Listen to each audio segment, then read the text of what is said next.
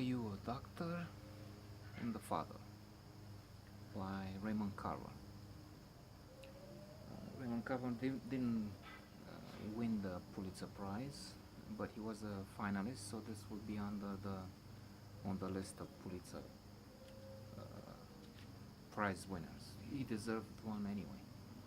Um, so, Are You a Doctor is a bit of a strange story. Potolește-te. Uh, wherein we start with a phone call. Uh, there is a note of the absurd inside, so we might as well start with something absurd, with this guy trying to eat my hat and then shouting. So there's a phone call, and who is this? Who is this? Come to think of it, it's somewhat funny because the caller asks, but then more entitled, the one receiving the call, I think, asks in his turn. No, you called me. Who are you? So anyway, what do you have? How did you get this number? Uh, because it's unlisted. I had it written on a note. If you'd be so kind, please toss it out. They come to the conclusion that it was the sitter, babysitter probably, and she says, unusually, you seem to be a nice man, or you are a nice man. She insists on knowing his name. His name is Arnold. And she says, I'm Clara Holt. So what is your other name? Arnold Bright. After which she hangs up, or so we think. So it is. This is what Arnold thinks it is. His wife calls. In the first place, he thought it's his wife because she is a buyer.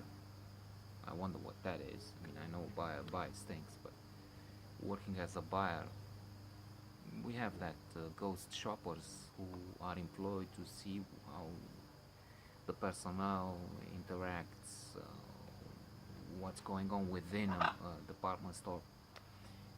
But she's not called a ghost shop. She's a buyer. Anyway, she has a habit of going for her job and then having a few drinks and calling. One important aspect I like, and I guess so do other readers, I like about this Raymond Carver and his stories, is the fact that you're invited to construct a structure based on what he's giving you. You're encouraged, and obviously allowed, to imagine various things, and I like that.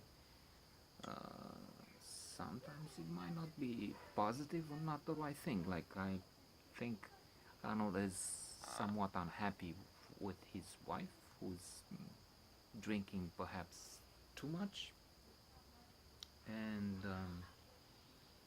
then calls him. She sounds a bit mocking. Maybe she's just casual. I don't know. So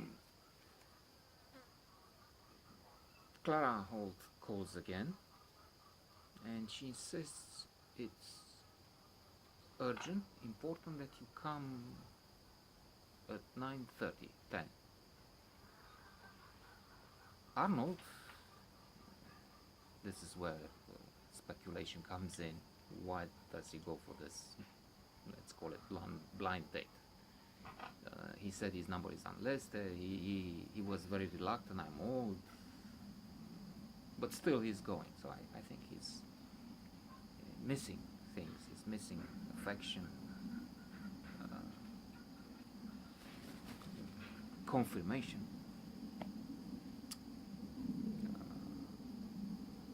So he goes. It is asking the taxi driver, "Is this the street?" And yes. So I'm again given to